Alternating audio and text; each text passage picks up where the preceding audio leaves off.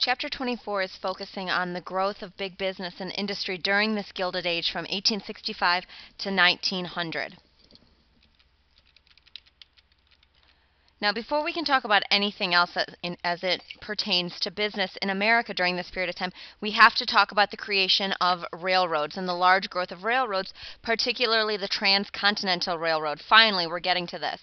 So, in 1865, there was about 35,000 miles of track in the United States, all of it being east of the Mississippi River. By 1900, we get closer to about 200,000 miles of track, most of it being laid west of the Mississippi River. So this is showing you in such a short amount of time how quickly railroad development out west happened. And the reason it happened so quickly is because of government subsidies that were available. Government subsidies are basically land grants, financial incentives, whatever it was that were given to companies to get them to want to build railroads. Now, from the government's perspective at this time, we needed the railroads for military purposes, to transport soldiers back and forth. We had to keep California and the Western Territories tied to the Union at all cost, and also to deliver the mail. So these were the reasons why the government said we have to give subsidies to these big businesses.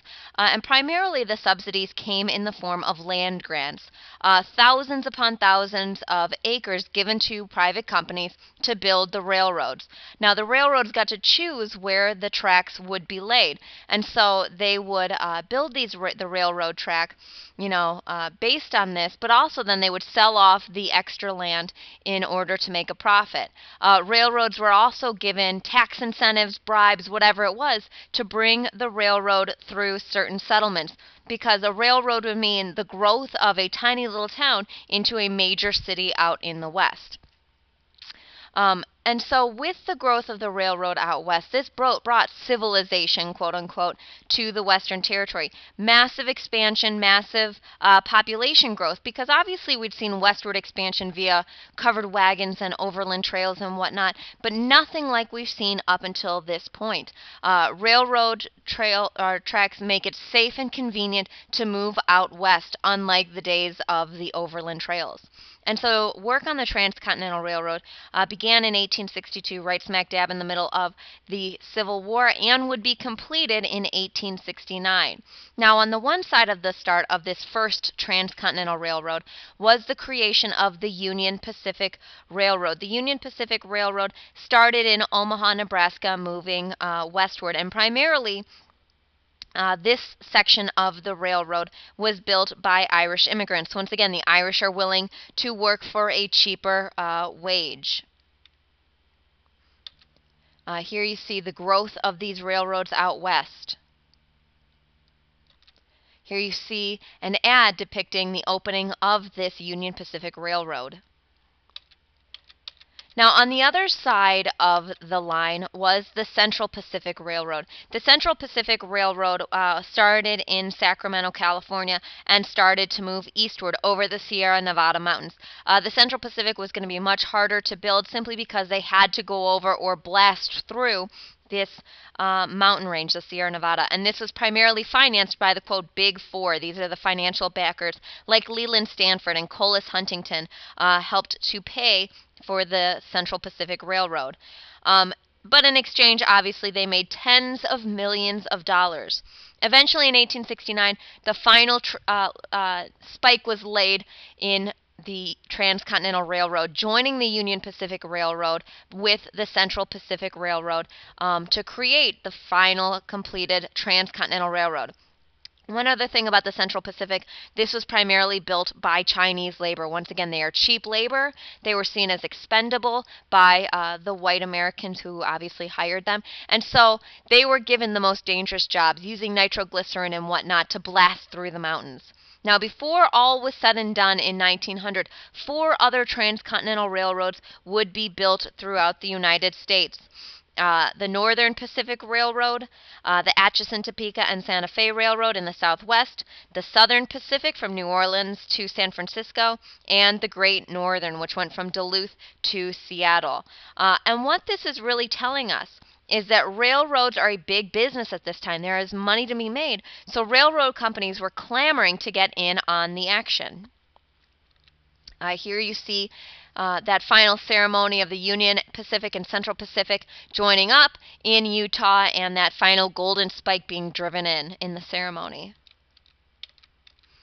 Now back in the East, we see railroads obviously as big money back east as well. Cornelius Vanderbilt, whose family is still wealthy to this day thanks to Cornelius Vanderbilt, really made a name for himself and really made a lot of money for himself by replacing the old iron ties with steel ones starting in the 1870s. He was very much ahead of his time because soon steel would become the major source of building railroads and pretty much anything else as well. The reason he chose steel is because it was a stronger material, lighter weight, and so therefore it was easier to use and could support heavier cargo being run over it.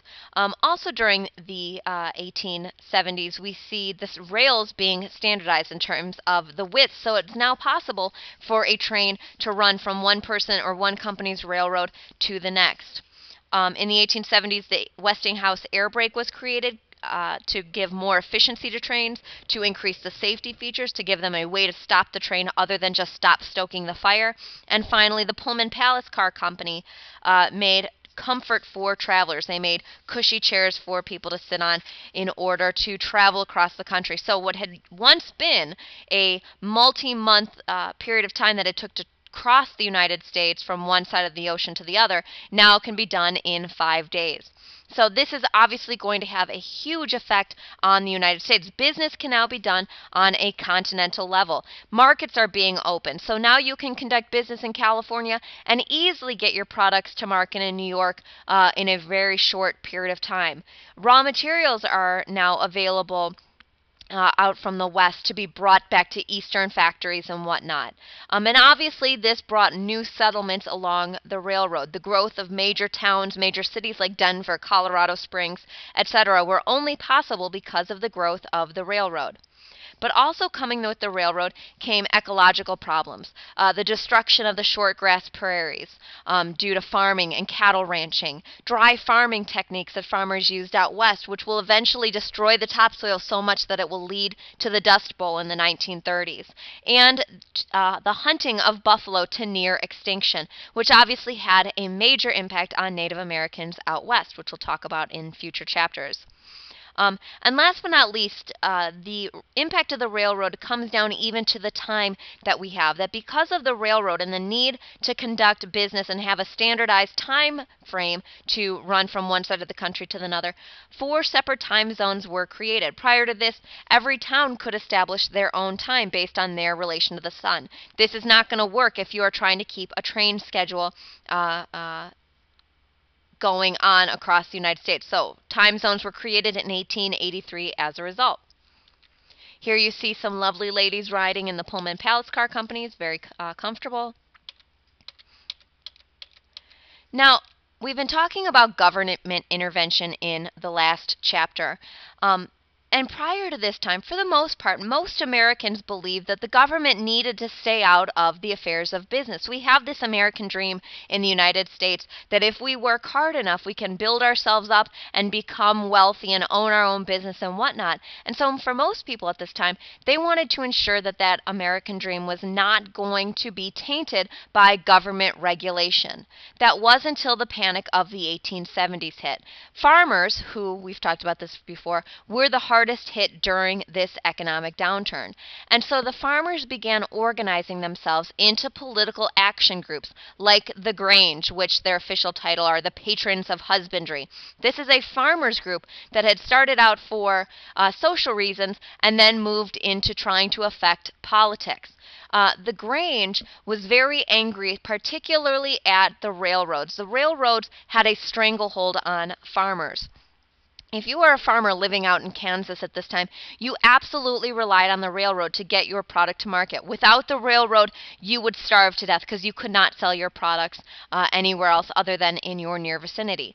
But the railroads were dominated by a small group of monopolies that controlled everything. They charged oftentimes cheaper fares for certain groups of people, more expensive fares for other groups of people. They would charge more for a short haul versus a long long haul, which was seen as unfair. And their prices were very high, which was difficult for farmers at the time to pay. And so the Granger movement really focused in on this corruption going on in the railroad industry. And they were angry that the U.S. government had really done nothing to help protect them. And so Grangers started focusing their attention on state laws, getting state laws passed within their respective states to regulate the railroads of their day. These were known as Granger laws, or collectively known as Granger laws, state laws to regulate the railroad. However, in 1886, the Supreme Court ruled that these Granger laws were unconstitutional in the court case Wabash versus Illinois, because they said that it's only the federal government's job to regulate interstate commerce. We've talked about this before, that the railroads are traveling through the states. They're not just within one state. And so therefore, if the state tries to pass laws that regulates the railroad, they are violating the Commerce Clause of the U.S. Constitution, because only the federal government can deal with interstate commerce. So this ruled these Granger laws to be unconstitutional. So now the farmers started focusing their attention and putting more pressure on the central government to actually do something about this. And so in 1887, they threw the farmers a bone by passing the Interstate Commerce Act. The Interstate Commerce Act did several things. First and foremost, it created the Interstate Commerce Commission, or the ICC, whose job it was to oversee and enforce the Interstate Commerce Act. The Interstate Commerce Act said it was now illegal for companies to collude with one another, or to be in collusion with one another, which basically meant that companies that are supposed to be in competition with one another can't get together and say, hey, let's all decide on keeping our prices high. That's not real competition. Competition is actually supposed to drive prices down. But railroad companies at this time were actually meeting with one another to set prices high. That was collusion. And the Interstate Commerce Act said that is illegal. It also ruled that railroads couldn't discriminate against certain shippers, they couldn't give rebates to certain groups of people, and they couldn't charge more for a short haul versus a long haul. And all rates had to be published so that they couldn't just change on a dime. Now, even though this is a step in the direction of protecting the common man, it is a long way to go before this is fully and completely enforced, because government is still on the side of big business at this time. Other areas of business, or other areas where the growth of business was occurring, came with three major business tycoons of the era. And we'll talk more about these guys later on. But for sure, we need to know about Andrew Carnegie. Andrew Carnegie was an immigrant from Scotland. He had literally achieved the American dream, pulling himself up by his bootstraps and achieving massive amounts of wealth by the time he died. He built Carnegie Steel, which obviously was a steel company in Pittsburgh, Pennsylvania. And he utilized the business practice of vertical integration to build up his company. And basically what this meant was that Andrew Carnegie controlled every level of the process in the steel making industry, from the mining of the iron ore to the railroads to ship it to the factories that produced the steel. He controlled all levels of the steel making industry from the ground up. It was vertically integrated.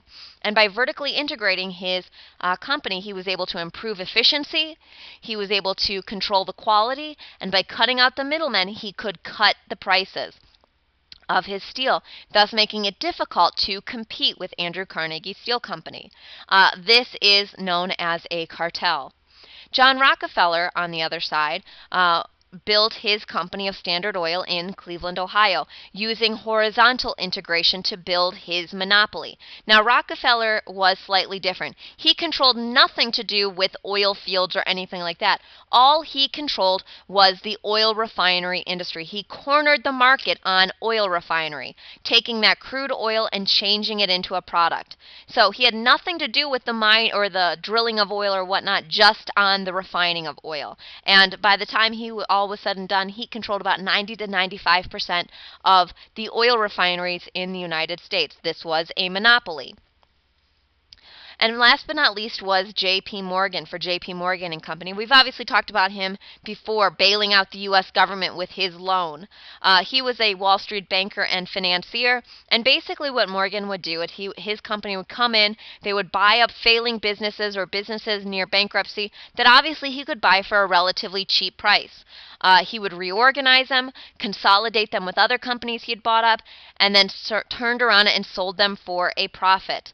He also used his officers, his friends, on rival boards to create interlocking directorates, as it's called. Once again, this is getting rid of competition because board of directors are supposed to look out for their own company and lower prices and do whatever they need to do to get ahead. But if you have members on the board of directors from a competing firm, you're obviously working together to set prices high, and thus everyone makes money. Now, no matter what from here on out, whether it's a cartel, a monopoly, whatever it is, we're going to refer to all of these collectively as trusts, which is going to be important later on when the progressives start breaking apart trusts. Here you see J.P. Morgan, very angry, obviously. Here's a political cartoon of Rockefeller obviously looking at him in a negative light, that he controls the White House, and you see the Capitol building in the back there with smokestacks telling you that business now controls the government. Now let's take a real quick look at the steel industry. Cotton is done, now steel is king. The focus of our economy is now on heavy industry, railroads and things like that. And as we said before, Cornelius Vanderbilt had built his empire with the New York Central Railroad in the 1870s, using steel to build this railroad. Eventually this would be adopted by all people. Now the reason he was able to do this was because the United States had essentially cornered the steel market in the world. By the 1890s, the U.S. was producing about a third of the world's steel. And the reason this was possible was because of the Bessemer process that you have probably learned about before, that had been discovered in England in the 1850s, making steel cheaper, making steel much stronger by blowing out the impurities using a hotter method to do it. And so very, very quickly the United States grabbed onto steel making because we had all of the right ingredients to make steel. We had a large deposit of coal for using it to burn the fires. We had mines in iron ore, which is a primary ingredient for making steel. We had a large labor source willing to work for next to nothing in these factories, and the industrialists to guide the production, people like Andrew Carnegie. Speaking of Andrew Carnegie, like I said, he made his money starting in Pittsburgh, Pennsylvania, by eliminating the middleman and vertically integrating Carnegie Steel. And by 1900, he controlled a quarter of the U.S.'s steel production. This is about $25 million a year in 1900 money. But around 1900, he started wanting to retire and was offered about $480 million by J.P. Morgan to buy Carnegie Steel. Carnegie took the deal and retired with his millions upon millions of dollars. J.P. Morgan, though, turned around and reorganized Carnegie Steel, combined it with some other businesses that he had bought up, and turned around and sold it for a profit, creating U.S. Steel, the first billion-dollar company in the United States. Now you know why J.P. Morgan had so much money to be able to loan to the federal government. Carnegie took his money and retired to philanthropy. He felt it was disgraceful for wealthy people to die with as much wealth as they did. He thought it was their responsibility to take care of the rest of society. And before Carnegie died, he actually gave away about $350 million building colleges, building concert halls, libraries, etc., to help society out.